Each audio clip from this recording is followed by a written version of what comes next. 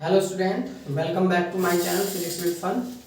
देखिए, आज की वीडियो में मैं आपको समझाने वाला हूँ कुलाम्ब्स लॉ से रिलेटेड जो न्यूमेरिकल अपने चल रहे थे उसका टाइप नंबर 5 और टाइप नंबर 6 आज हम समझाएंगे। तो देखिए, बहुत इंपॉर्टेंट क्वेश्चन है। टाइप नंबर 5 क्या है?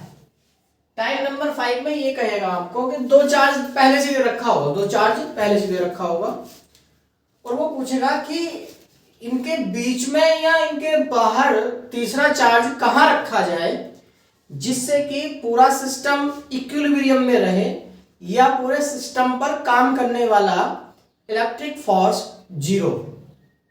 मतलब तीसरे चार्ज की पोजीशन आपसे फाइंड कराएगा, तीसरे चार्ज की वैल्यू आपसे फाइंड कराएगा और तीसरे चार्ज का साइन आपसे फाइंड कराएगा।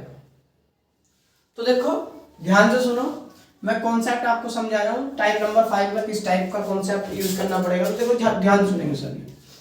क्या याद रखेंगे? कि if given two charge are same sign, are of same sign। अगर जो दोनों गिवन चार्ज जो है सेम साइन के हो तो थर्ड चार्ज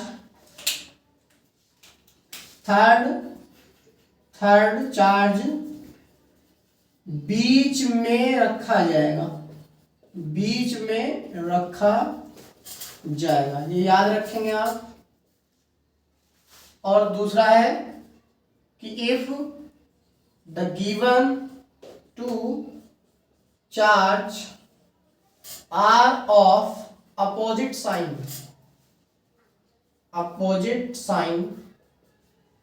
तो थर्ड चार्ज बाहर रखा जाएगा। ये नोट कर लो, अगर सेम साइन के हैं तो थर्ड चार्ज बीच में रखा जाएगा और अपोजिट साइन के हैं तो तीसरा चार्ज बाहर रखा जाएगा। तो चलिए देखते हैं इस टाइप के क्वेश्चन को सोल्व कैसे करेंगे। टाइप नंबर 5 में टाइप नंबर 5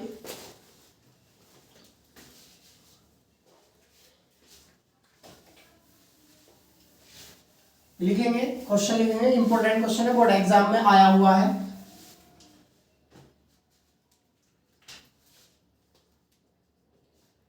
इफ प्लस का 9e एंड प्लस का 4e charge are placed at small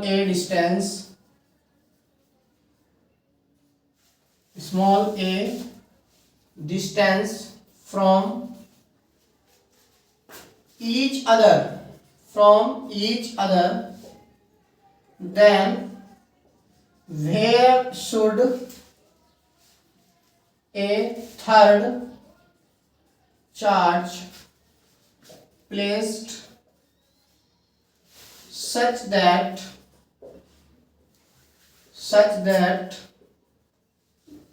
the whole system remains in equilibrium।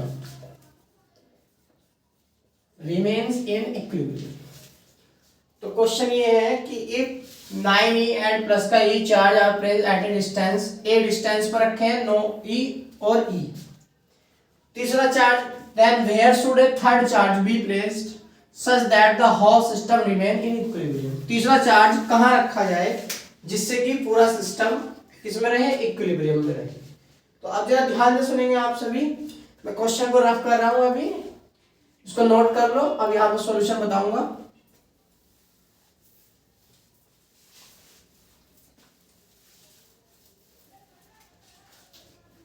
तो देखो भाई, इसमें दो चार्ज दे रखे हैं, एक है प्लस का 9e और दूसरा चार्ज है प्लस का e। दो चार्ज हैं, दोनों एक दूसरे से कितने डिस्टेंस पे हैं?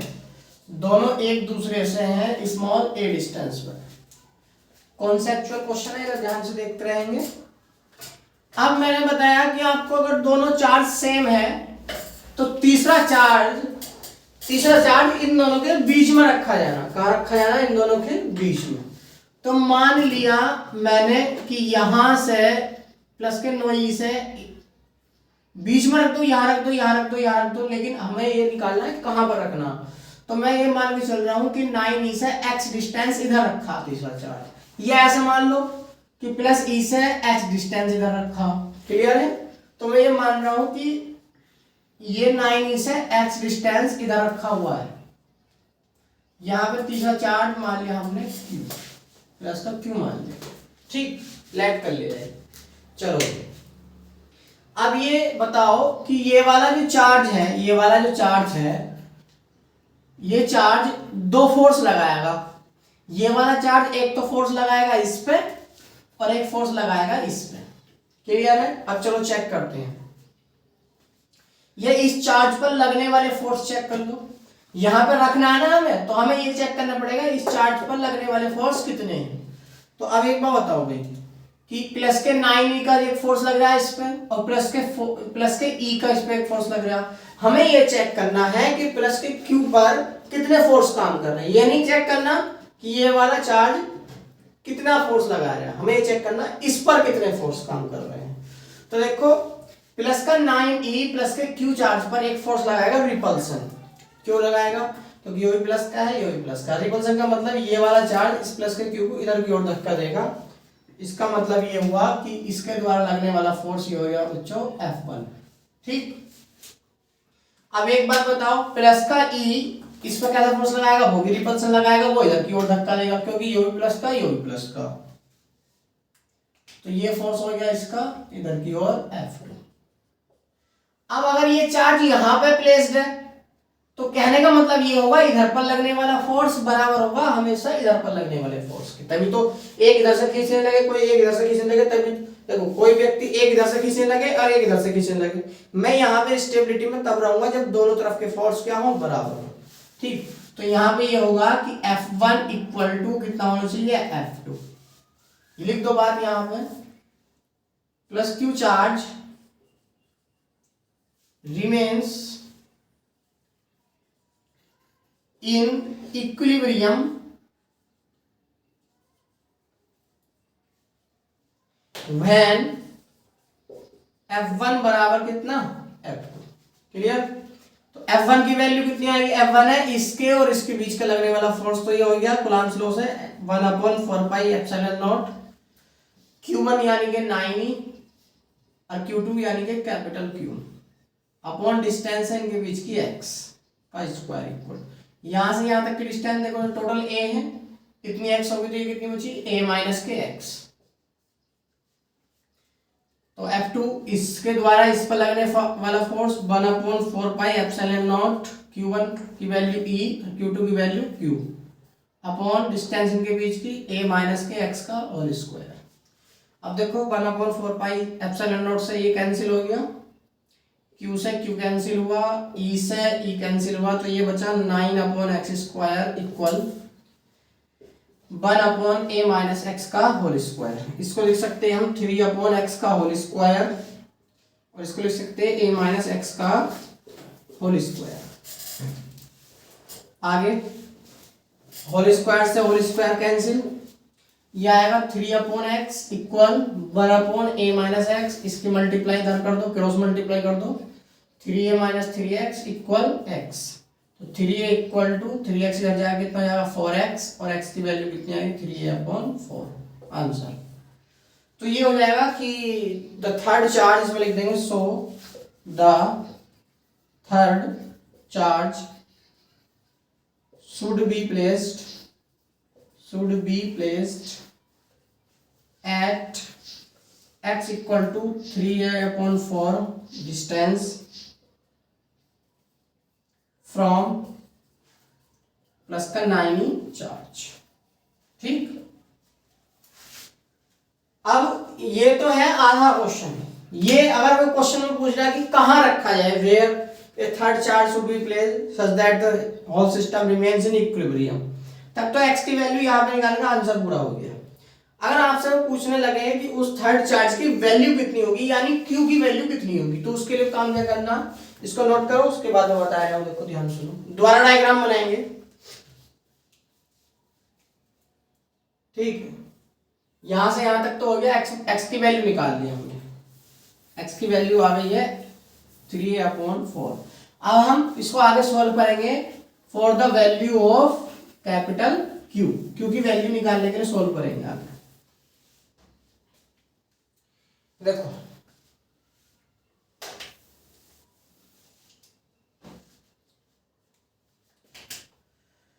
दो चार्ट दे रखे हैं हमें, प्लस का 9e और प्लस का e, प्लस का 9e और प्लस का e।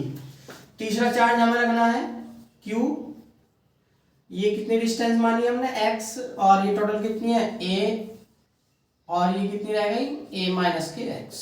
बढ़िया, ठीक। अब क्या काम करना, अब देखो हमें इस Q चार्ज को छोड़ के हमें जो पहले से दो चार्ज दे रखे हैं, है ना, उन पर इक्विलिब्रियम फोर्स कैलकुलेट कर लो, टोटल फोर्स कैलकुलेट कर लो। मान लो इस पर हमें फोर्स देखना, तो इस वाले चार्ज पर ये कितना लगा रहा है उसका मतलब नहीं है, हमें ये चेक करना है कि इस वाले चार्ज पर कौन से दो चार्ज फोर्स लगा रहे हैं। तो एक ये वाला और एक ये वाला, इस वाले चार्ज पे फोर्स काम कर रही है। तो ये बताओ ये वाला चार्ज इस पे कैसा फोर्स लगाएगा, रिपल्सन, वो इधर की ओर जाएगा, ये रिपल्सन F1 हो गया।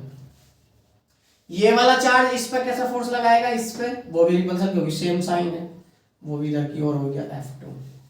तो दोनों F1 और F2 दोनों ही एक डायरेक्शन में होंगे। तो अब मैंने क्या बताया, जो मैं पढ़ाया था पिछले लेक्चरों में, कि जब दो वेक्टर एक ही डायरेक्शन में होते हुए क्या होते हैं, ऐड होते हैं, तो टोटल फोर्स कितना हो गया, F नेट कितना हो गया, यहाँ पे F नेट इक्वल टू हो गया आपका F1 प्लस का F2। ठीक, अब लिखेंगे if the system is in equilibrium,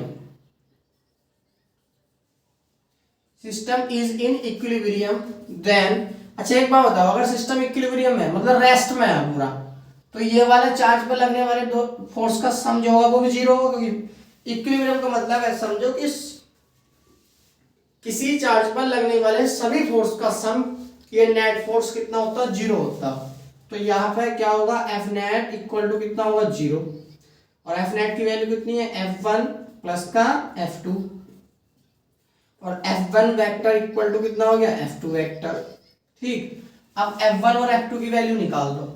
F1 की वैल्यू है इसके द्वारा इस पर लगाया गया फोर्स, यानी कि 1/4 पाई एप्सिलॉन नॉट, Q1 की वैल्यू Q और Q2 की वैल्यू E, और डिस्टेंस इनके बीच की है a माइनस एक्स का होल स्क्वायर बराबर माइनस 1/4 पाई एप्सिलॉन नॉट, ये चार्ज इसके द्वारा इस पर लगाया गया है, तो Q1 की 9e और Q2 की E अपॉन डिस्टेंस कितनी, यहां से यहां तक की A।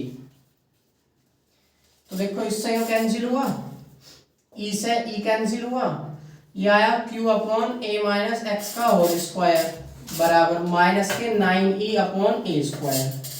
अब क्या काम करना, x की वैल्यू हम पहले से कैलकुलेट कर चुके हैं, x बराबर है 3a अपॉन 4, तो q अपॉन ये आएगा a माइनस एक्स की वैल्यू 3a अपॉन 4 का होल स्क्वायर बराबर माइनस के 9e अपॉन a स्क्वायर। तो q upon 4a minus 3a यानी कि a square into 4 equal minus के 9e अपॉन a स्क्वायर, इससे कैंसिल, तो q की वैल्यू आ गई माइनस के 9e अपॉन 4 आंसर।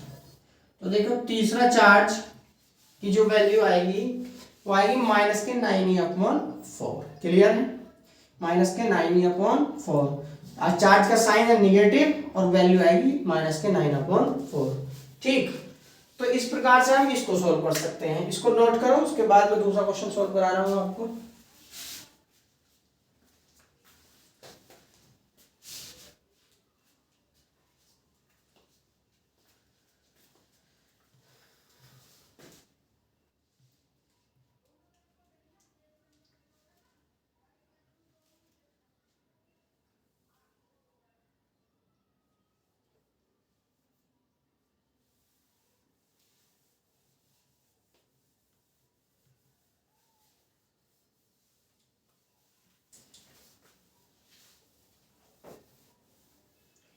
क्वेश्चन लिखो, इफ टू चार्ज माइनस के 4e एंड प्लस का e, if two charge minus के 4e एंड प्लस का e are placed at small a distance, then where should a third charge placed such that the system remains in equilibrium, तो देखिए इसका solution हम करवा रहे हैं, ध्यान से देखेंगे। एक चार्ज है प्लस का E और दूसरा चार्ज है माइनस के 4e, दो चार्ज है, ठीक। इनके बीच की जो डिस्टेंस है वो है आपकी a डिस्टेंस रखी इनके बीच की। अब मैंने क्या बताया कि तीसरा चार्ज कहाँ रखा जाए, तो तीसरा चार्ज, अब मैंने आपको शुरू में ये लिखवाया था कि जब दो चार्ज अपोजिट हो, एक दूसरे के अपोजिट साइन के हो, तो तीसरा चार्ज रखा जाता है बाहर, इधर रख लो या इधर रख लो, इससे कोई फर्क नहीं पड़ेगा। तो तीसरा चार्ज ऐड कर लिया हमने, यहाँ पे है कितनी डिस्टेंस, x डिस्टेंस पे, तो यहां से यहां तक की कितनी हो गई, a प्लस एक्स, ठीक। अब तीसरे चार्ज का हमें x की वैल्यू निकालने के लिए चेक करना पड़ेगा कि इस पर लगने वाले फोर्स कितने हैं। तो देखो ध्यान सुनो, ये वाला चार्ज इस पे कैसा फोर्स लगा रहा है, रिपल्सन, यानी कि वो इस डायरेक्शन में जाएगा F1, और ये वाला चार्ज इस पे कैसा फोर्स लगाया, अट्रैक्शन, इधर को खींचेगा क्योंकि नेगेटिव साइन है, ये F2 हो गया, ठीक। तो यहाँ पे F1 बराबर कितना होगा, F2, दोनों वेक्टर इक्वल, ये दोनों अगर स्टेबल है जैसे पहले करवाया था मैंने, अगर ये स्टेबल कंडीशन में है तो इधर का फोर्स बराबर इधर का फोर्स, तो F1 की वैल्यू आ गई 1/4πε0 Q1 E और Q2 capital Q upon distance x square बराबर F2 इसके और इसके बीच का फोर्स है, यानी कि 1/4πε0 Q1 की वैल्यू 4e और इंटू Q2 की वैल्यू Q अपॉन डिस्टेंस कितनी है, a प्लस एक्स का होल स्क्वायर। यहाँ पे ये याद रखो कि यहाँ पे माइनस का साइन हमने नहीं रखा क्योंकि हम वेक्टर क्वांटिटी निकाल रहे हैं, इसलिए चार्ज का साइन साथ नहीं आएगा। इससे कैंसिल, q से q कैंसिल, e से e कैंसिल, तो ये आया 1/x square equal to 4/a plus x का होल स्क्वायर। इसको सोल्व करेंगे, 1/x का whole square equal 2/a plus x का होल स्क्वायर, तो ये आ गया है आपका स्क्वायर से square cancel, 1/x equal to 2/a plus x, तो a plus x equal to 2x और a equal to 2x minus के x, यानी कि x की वैल्यू कितनी आ गई, a डिस्टेंस आ गई। So the third charge be placed at x equal to a in left of plus का e चार्ज, ठीक। ये x की वैल्यू आ गई। अब हम सॉल्व करेंगे कैपिटल Q की वैल्यू निकालने के लिए, तो देखिएगा इसके बाद मैं डायग्राम द्वारा बना रहा हूं इसका।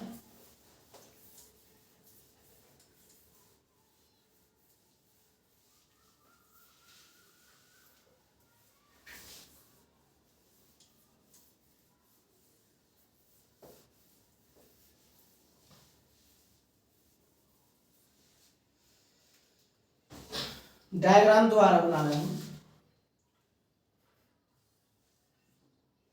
यह हो गया प्लस का ई और यह हो गया माइनस का 4e, इनके बीच की डिस्टेंस है a। तीसरा चार्ज हमने रखा था, यहां पे रखा था हमने कैपिटल Q और डिस्टेंस x ये ली थी। अब क्या काम करना है, अब ये काम करना है कि यहाँ पे किसी एक चार्ज पर लगने वाला फोर्स चेक कर लो। मान लो इस पर चेक कर रहे हैं हम, तो ये बताओ कि प्लस का Q चार्ज इस पर कैसा फोर्स लगाएगा, अट्रैक्शन, तो ये इधर की ओर जाएगा F1, ये इधर की ओर जाएगा F1, और प्लस का ई चार्ज पर अट्रैक्शन फोर्स लगाएगा ये भी, तो ये भी इधर की ओर जाएगा F2। अब नेट फोर्स कितना हो गया, F नेट इक्वल टू हो गया आपका F1 प्लस का F2। अब ये लिखेंगे since the system is in equilibrium, so F net equal to 0, कितना आएगा F net plus F2 equal to 0, यानी कि F1 इक्वल टू माइनस का F2। इसकी वैल्यू निकाल लेंगे, F1 की वैल्यू, इसके F1 है इसके और इसके बीच का फोर्स, यानी कि 1/4 पाई एप्सिलॉन नॉट। डिस्टेंस कितनी जाएगी, a प्लस एक्स। Q1 की वैल्यू होगी आपकी Q और Q2 की वैल्यू होगी 4e। Distance a plus x का होल स्क्वायर बराबर minus 1/4 pi epsilon not e और माइनस 4e के बीच का, तो e into 4e upon distance होगी आपकी a स्क्वायर।